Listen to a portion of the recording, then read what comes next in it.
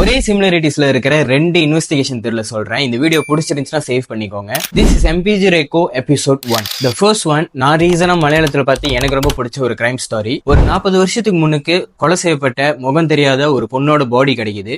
இந்த பாடி யாரு அவங்கள கொலை பண்ணா, என்ன மோட்டிவ், இதை கண்டுபிடிக்க நம்ம ஹீரோ இன்வெஸ்டிகேட் பண்றாரு. ஏன்னா அந்த கேஸை எப்படி சால்வ் பண்ணாருன்னா இந்த படத்தோட கதை. இந்த படம் பேரு ரேக சித்திரம். இது சோனி லைஃப்ல அவைலபிளா இருக்கு அண்ட் தமிழ் டப்பிங்ல கூட இருக்கு. And second one of my favourite director David ஃபின்ச்சரோட படம்.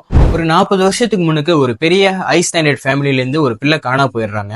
அந்த பிள்ளை இன்னும் உயிரோட இருக்காங்களா இல்ல யாராச்சும் கொலை பண்ணிட்டாங்களான்னு கண்டுபிடிக்க நம்மளோட ஹீரோ ஒரு ஜேர்னலிஸ்ட், அவரும் அவர் ஹையர் பண்ண ஒரு ஹேக்கரும் இந்த கேஸை இன்வெஸ்டிகேட் பண்றாங்க. அண்ட் அதுக்கப்புறம் அவங்க எப்படி இந்த கேஸை சால்வ் பண்ணாங்கன்னு இந்த படத்தோட கதை. ஏன்னா அவங்க இந்த கேஸை டீல் பண்ணும்போது அவங்களே எதிர்பார்க்காத அளவுக்கு ட்விஸ்ட் அண்ட் டர்ன்ஸ் வரும். அண்ட் இந்த லாஸ்ட் 40 மினிட்ஸ் ட்விஸ்ட் ரிவீலிங் எல்லாமே ஷாக்கிங்கா இருக்கும். அண்ட் முக்கியமா இந்த படம் ஒரு 18+, ஸோ ஃபேமிலி அண்ட் கிட்ஸ் கூட பாக்குறத அவாய்ட் பண்ணிருங்க, தனியா பாக்குறது பெட்டர். இந்த படத்தோட பேரு the girl with dragon tattoo. இது அமேசான் பிரைம்ல ஸ்ட்ரீம் ஆயிட்டு இருக்கு, தமிழ் டப்பிங் இல்ல. அண்ட் இந்த ரெண்டு படத்துக்குமே இருக்கிற சிமிலரிட்டிஸ் என்னன்னா, இந்த ரெண்டு கதையிலுமே வர கிரைமை ஒரு 40 வருஷம் கழிச்சு தான் அந்த ஹீரோ சால்வ் பண்ணுவாங்க.